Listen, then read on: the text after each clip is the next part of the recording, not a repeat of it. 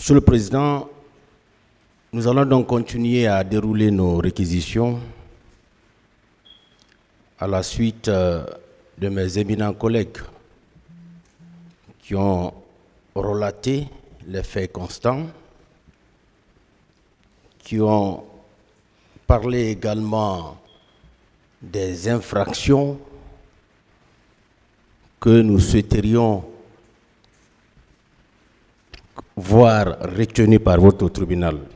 En l'occurrence, les crimes contre l'humanité sur la base de la responsabilité du supérieur hiérarchique aux militaires.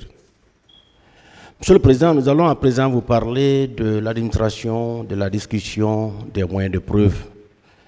Et également, nous allons vous parler de l'imputabilité avant de prendre nos réquisitions finales. Monsieur le Président, honorables assesseurs, l'accusé comparaît à la suite d'une procédure qu'on a initiée sous la base des dispositions des articles 295 et 296 du Code de procédure pénale. Ces dispositions permettent au ministère public, lorsque des éléments nouveaux sont apportés, lorsque des charges nouvelles existent, de reprendre l'information judiciaire. Ce sont ces dispositions donc qui nous ont permis de prendre un réquisitoire introductif d'instance. On a saisi le juge d'instruction qui a posé les actes nécessaires avant d'aboutir au renvoi de l'accusé devant votre tribunal. Donc, ce n'est pas par un fait ex nihilo qu'il se retrouve là. Il est là parce que des éléments de charge, charges ont été retrouvés, Monsieur le Président, pour qu'il soit renvoyé devant vous. Monsieur le Président, on va parler des preuves. L'article 497 du Code de procédure pénale permet d'aller vers la liberté des preuves. La preuve peut être établie par tous les moyens et ce qui compte surtout, c'est l'intime conviction du juge. Et c'est cette intime conviction, Monsieur le Président, que nous recherchons. Ici et dans cette salle, des certificats médicaux légaux.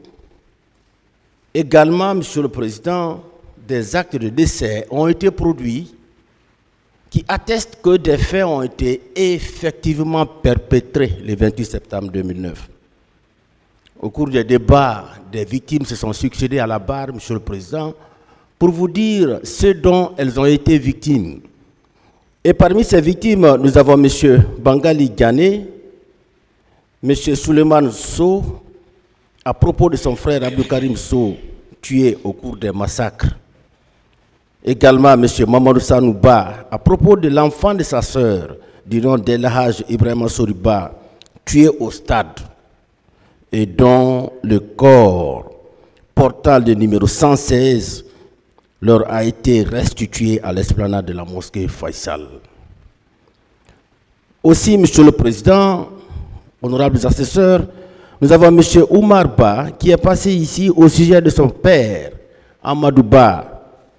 Ce dernier également a été tué et le corps a été restitué à l'esplanade de la mosquée Faisal. Ces 22 victimes donc, Monsieur le Président, qu'on a eu la chance de recevoir ici, sont venus nous raconter avec exactitude les circonstances macabres dans lesquelles elles ont été soit victimes ou bien elles ont vu certains de leurs parents victimes, Monsieur le Président. Et jusqu'à présent, ces victimes portent sur leur corps des séquelles. Des cicatrices sont visibles, Monsieur le Président. Certaines d'entre elles ont été atteintes soit au dos, d'autres au niveau des cuisses, à travers des coups de couteau, des coups de poignard au niveau du stade du 28 septembre. Aussi, Monsieur le Président, ce qu'il faut retenir, c'est qu'au cours des débats, en dehors de ces certificats médicaux légaux, il y a eu des témoignages. On a principalement 2 témoins qui ont comparu. Il s'agit de M. Mamadi Soumaoro, le témoin principal d'ailleurs de cette affaire, M. le Président, et également le général Aguib Tal. Par rapport à Mamadi Soumaoro, lorsqu'il est venu ici, il vous a dit qu'il était bel et bien au centre d'instruction de Kalia. Et le colonel Bienvenu Lama, dans un premier temps, les avait trouvés à Siam, au kilomètre 66, où il a été présenté. Et dès qu'il est arrivé, malgré que le commandant Monson, qui était là, qui était plus gradé que lui, il a commencé à s'imposer sur ce dernier. Et puisque ce dernier également avait résisté, il fallait donc trouver un endroit où l'envoyer. Lorsque les recrues ont été envoyées à Kalia, on l'a envoyé là. Il y a une délégation de la présidence qui est venue et qui l'a imposé comme étant le directeur du centre. Et Jean-Luc Ogomou a été désigné pour être son adjoint. Et cette délégation était conduite ces jours-là par les colonels Gono Sangaré et également Feu Makambo. Ils étaient dans la délégation lorsqu'ils étaient venus imposer le colonel Bienvenu Lama comme étant le directeur du centre de formation. Et Soumaoro continue qu'il est resté là lorsqu'il a été question de ces massacres du 28 septembre. Parce que, comme on l'a toujours dit, ces massacres-là ont été planifiés. Ces massacres-là ont été organisés. Ces massacres-là ont été coordonnés. Il fallait que l'on trouve des gens qui pouvaient venir perpétrer ces faits-là. Il y a un groupe donc qu'il fallait prendre au niveau de Kalia, parce que Gono Sangaré, on l'a dit lors du premier procès, avait des hommes qu'il avait apportés au stade. Et également, Pivi, paix à son âme, avait également des hommes qu'il avait envoyés au niveau du camp Alpha Yaya Diallo, qui l'entraînait là. D'autres sont venus de partout, Monsieur le Président. Il fallait que cette action concertée puisse permettre justement la commission des faits que l'on a connus. Alors, les 300 devraient être pris donc parmi les recrues de Kalia. Et ces 300 ont été pris dans les compagnies, parce qu'en tout, il y avait 12 compagnies. Ces 300 ont été pris dans les compagnies Titanic et Cobra. Et la liste était venue de la présidence. Cette liste-là avait été apportée par l'adjudant Mbamba. Et lorsqu'il l'a apportée, il l'a remise au colonel Bienvenu Lama, qui a procédé à sa lecture. Nous étions le 24 septembre 2009, c'est-à-dire 5 jours avant les massacres. Le 24 donc, c'est le colonel Bienvenu Lama, Monsieur le Président, qui a procédé à la lecture de cette liste-là. Les 300 étaient là, ils ont été appelés un à un, et chaque fois qu'un élément est appelé, ils partaient au niveau de l'armurerie, ils se dotaient en armes en feu, et ils venaient s'embarquer dans le camion. De façon graduelle, Monsieur le Président, ils ont été tous acheminés au niveau du camp Alpha Yaya Diallo pour procéder justement à la commission de ces faits-là. Aussi, Monsieur le Président, Soumaoro a continué dans sa narration. Il dit que lorsque ces massacres-là ont été perpétrés, il avait un ami parmi le groupe, son ami Moriba Haba. Ce dernier était revenu lui dire à Kalia qu'ils sont partis et ils ont commis des dégâts.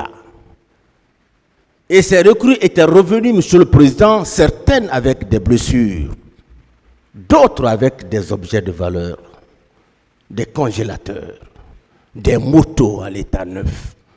D'autres biens matériels, Monsieur le Président, avaient été apportés au camp Kalia. Et Soumaoro l'a dit, qu'il était là et lorsque ses amis revenaient. Et tellement que Moriba Haba était dépassé par l'ampleur des atrocités qui ont été perpétrées, il n'a pas pu résister. Et depuis lors, il a quitté le camp. Et jusqu'à l'heure où nous vous parlons, Monsieur le Président, on ne connaît pas encore quelle est sa destination.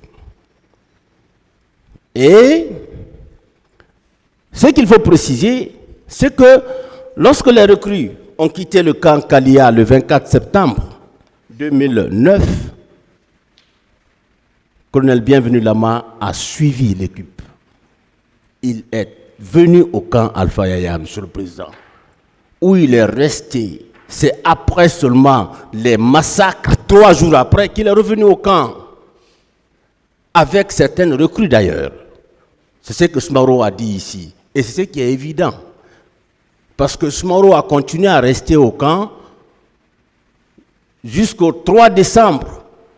Lorsque ces événements-là se produisaient également, Monsieur le Président, il avait été ligoté avec son ami Moussa Keita. Et sous les yeux du colonel Bienvenu Lama, ils ont été ligotés, embarqués pour être envoyés aux escaliers qu'on appelle, l'endroit qu'on appelle 32 escaliers, un endroit de torture qui se trouvait au niveau du camp Alpha Yaya. Monsieur le Président, voici ce que Smaro a dit. Et c'est le témoin principal dans cette affaire. C'est le témoin capital. Il a dit que le colonel Bienvenu Lama a été bel et bien le directeur du centre d'instruction de Kalia. Et jusqu'au moment où nous nous trouvons, Monsieur le Président, la preuve du contraire n'a pas été rapportée. Et cette déclaration de Smaro a été renforcée par celle du général Agibou Mouktar Tal, un général humble. Il est venu ici avec toute humilité. Il s'est prêté aux questions du tribunal. Il a dit de façon claire et nette que le parquet lui a adressé un courrier. Il a reçu le courrier, il s'est référé à sa hiérarchie. Et lorsqu'il s'est référé à sa hiérarchie, il était question justement dans ce courrier, principalement de nous faire la chronologie de tous les directeurs qui sont succédés au centre d'instruction de Kalia. Et cette chronologie, Monsieur le Président, a été faite. Et il dit que c'est tous les membres du cabinet du haut commandement de la gendarmerie qui ont établi cette chronologie. Et ça lui a été étendu par l'inspecteur technique. Ce qui veut dire, Monsieur le Président, c'est le fruit d'un travail collégial que vous avez sous les yeux.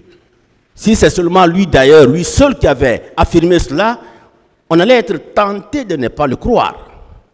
Mais c'est tout le haut commandement de la gendarmerie qui a fait cette chronologie. Ce qui veut dire, Monsieur le Président, effectivement, au moment des faits, c'est bien le colonel Bienvenu Lama qui était le directeur du centre. C'était lui. Parce que durant tout le long des débats, la preuve du contraire n'a pas été rapportée. Personne n'est venu dire ici, hormis lui, hormis Pogomou, personne d'autre n'était là comme état directeur. C'est bien lui, Monsieur le Président, c'est indéniable. Et en dehors donc de ces certificats médico-légaux, et également ces témoignages éloquents qui ont été rapportés devant votre tribunal, vous avez accepté de procéder au visionnage public des enregistrements audiovisuels. Monsieur le Président, lorsque nous avons regardé ces enregistrements, on s'est rendu compte que le feu Toumba a dit clairement que le colonel Bienvenu Lama venait régulièrement à la présidence. Parce qu'il a dit ici qu'il ne connaissait pas le président Dadis avant justement le 28 septembre 2009. Ce qui est évident, Monsieur le Président, Toumba a dit, et puisque Toumba était à la présidence, il était mieux situé pour savoir qui venait là, qui ne venait pas. Il l'a dit, lors de ces visionnages, on a vu ici qu'effectivement le colonel Bienvenu était fréquent à la présidence. Aussi, Monsieur le Président, il a dit que c'est bien lui qui était le directeur du centre et que Jean-Luc Pogomou était son adjoint. Il n'a pas été le seul à l'affirmer. Marcel est venu également dire qu'effectivement, au moment des faits, Monsieur le Président, au-delà de ce que Toumba a eu à dire, c'était des infiltrés qui étaient venus au stade. Ces infiltrés-là, Monsieur le Président, avaient été transportés dans un car. Tellement que le nombre était élevé, ils ont été transportés dans un car pour venir perpétrer les faits dont vous avez la charge aujourd'hui de juger. Tous ces faits, toutes ces déclarations, tous ces éléments de preuve, Monsieur le Président, prouvent à suffisance que l'accusé qui comparaît devant vous est bel et bien l'auteur des faits qui sont poursuivis devant votre tribunal. Par rapport à l'imputabilité, l'imputabilité en droit pénal, Monsieur le Président, est le fondement moral de la responsabilité pénale, reposant sur le discernement et le libre arbitre. Autrement dit, Monsieur le Président, c'est le fait d'attribuer la responsabilité d'un fait à une personne. Nous allons vous prouver que les faits qui sont poursuivis devant votre tribunal sont bel et bien imputables à l'accusé qui comparaît. Les raisons sont les suivantes.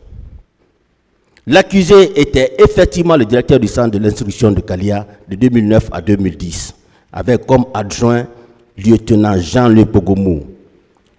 Le tableau qui est devant vous, la chronologie qui est devant vous, Monsieur le Président, honorables assesseurs, atteste cela. Aussi, le journal Témoin a affirmé avec clarté que cette chronologie a été établie par tous les membres du cabinet du haut commandement de la gendarmerie, ce qui est également une évidence.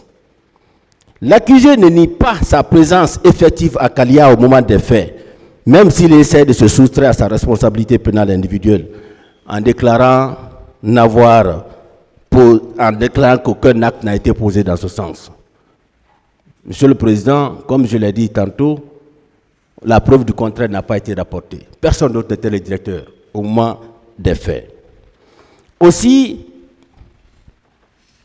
la description implacable des faits par le témoin Madi Soumaoro convainc toute personne sceptique.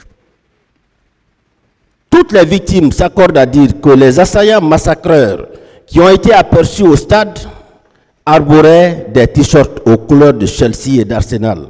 Toutes choses qui ont été confirmées par le témoin Soumaoro qui était effectivement présent à Kalia lors de leurs embarquements dans le camion ou dans les camions le 24 septembre 2009. Aussi, le témoin phare Soumaoro dit que l'accusé avait quitté le centre à la veille des massacres dans son véhicule pour ne revenir qu'après les massacres.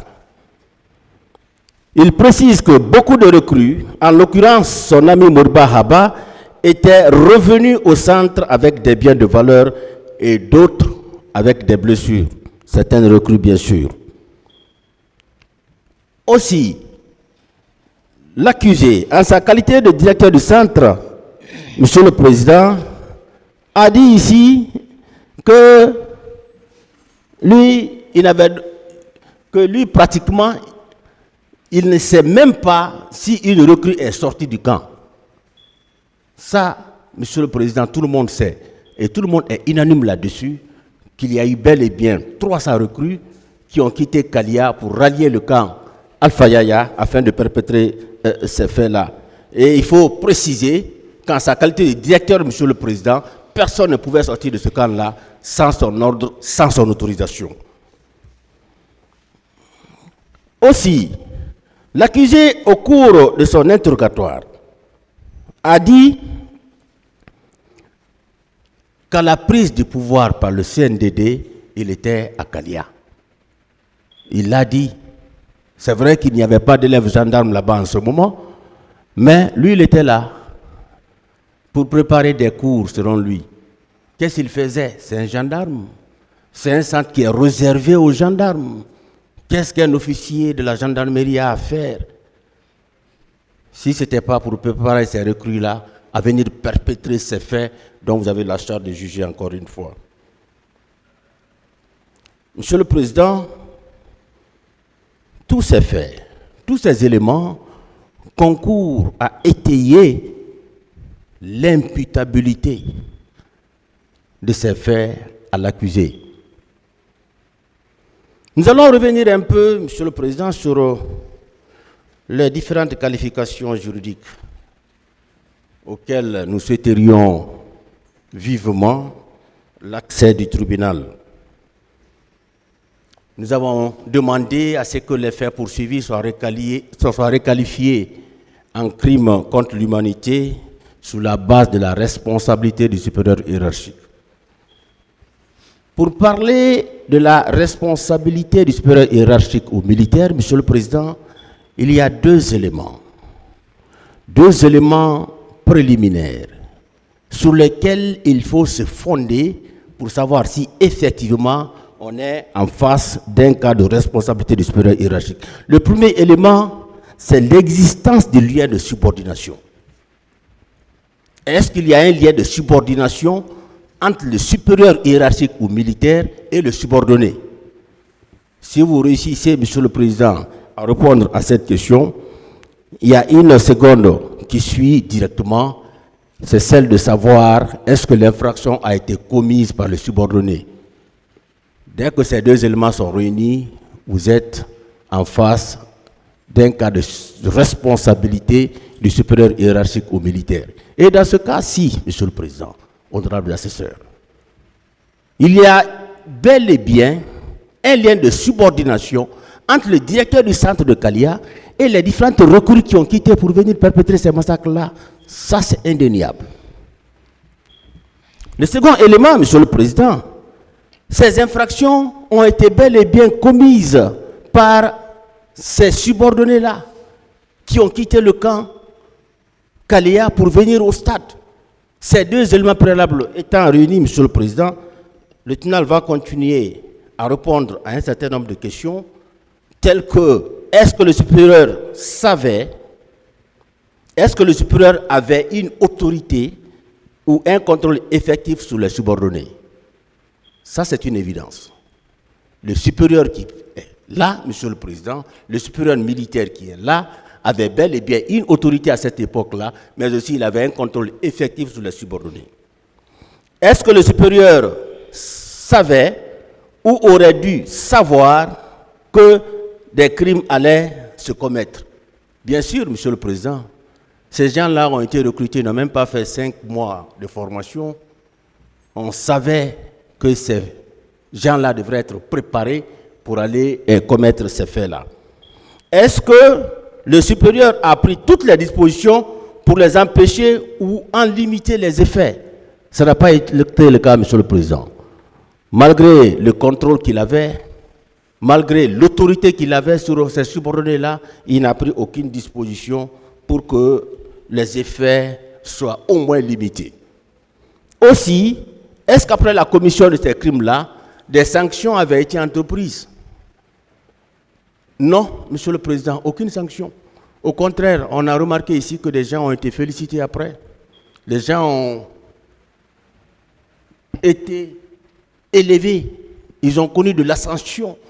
Ils ont eu des grades après, Monsieur le Président, après ces événements. Et le supérieur doit retenir que lorsque le subordonné commet de telles infractions, c'est sa responsabilité personnelle, sa responsabilité individuelle qui est engagée. Ce n'est pas une responsabilité qui est issue du fait des ajustements d'une autre personne. Lorsque ton subordonné agit, tu n'as pris aucune disposition pour l'empêcher d'agir, ce qu'il commet, tu es individuellement responsable de cela. Par rapport au crime contre l'humanité, Monsieur le Président, parmi tous les éléments constitutifs qui les caractérisent, il y a 2 attaques systématiques et généralisées, ça c'est une évidence. Cette attaque a été non seulement systématique, mais aussi elle a été généralisée. Et ce qu'il faut préciser, c'est que l'attaque avait été dirigée contre une population non armée. Ces éléments permettent de savoir qu'il s'agit bien sûr des crimes contre l'humanité. Monsieur le Président, honorables assesseurs, avant de prendre nos réquisitions finales, nous vous invitons à méditer sur ces 2 citations.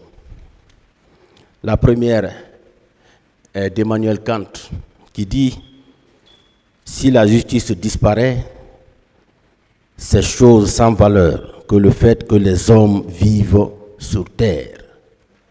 S'il n'y a pas de justice, Monsieur le Président, les hommes doivent disparaître parce que tout simplement, c'est la justice qui régule nos rapports. La justice est le refuge du pauvre. La justice est le refuge de celui-là dont les droits ont été atteints. Aussi, Wole Soyinka ajoute, pour moi, la justice est la condition première de l'humanité. S'il n'y a pas de justice, Monsieur le Président, il n'y a pas d'humanité. C'est la justice qui nous permet de vivre ensemble. Ces victimes certaines ont été tuées, Monsieur le Président. D'autres ont vu leurs parents disparus pour toujours. D'autres sont infirmes à vie. D'autres vivent dans la désolation la plus totale, Monsieur le Président. Des familles ont été disloquées par les agissements de ces personnes dont l'accusé fait partie. C'est pourquoi, Monsieur le Président, vous allez entrer en condamnation. Parce que les faits que nous avons développés devant vous retiennent votre conviction, Monsieur le Président, emportent votre conviction, parce que nous savons que ce sont des faits qu'on n'a pas inventés, ce sont des faits que nous puisons dans les dossiers, ce sont des faits qui existent. Et c'est pour toutes ces raisons que le ministère public requiert, qu'il vous plaise, requalifier les faits de complicité d'abus d'autorité, meurtre, assassinat, viol, coup, blessures et violences volontaires prévus et punis par les articles 19, 20, 775, 206, 208, 268 et 239 du Code pénal en ceux de crimes contre l'humanité sous la base de la responsabilité pénale du supérieur hiérarchique aux militaires tel que contenu dans les dispositions des articles 194, 195, 196, 197, 198, 199 du Code pénal, 7, 25, 27, 28, 29 et 30 du statut de Rome de la Cour pénale internationale du 17 juillet 1998. L'accusé, Bienvenu Lama, dans les liens de la culpabilité pour ces faits-là, et pour la répression, le condamné à 10 ans de réclusion criminelle avec une période de sûreté de 5 ans. Le tout en application des dispositions des articles 6, 114, 116, 194, 195, 196, 197, 198, 199, 206, 207, 267, 268, 269, 232, 233, 234, 235, 236 du Code pénal, 2, 405 du Code de procédure pénale, 7, 25, 27, 28, 29 et 30 du statut de Rome de la Cour pénale internationale du 7 juillet 1998. Si vous le faites, Monsieur le Président, vous aurez rendu une justice saine. Vous aurez rendu une justice à laquelle le peuple tout entier attend. Je vous remercie.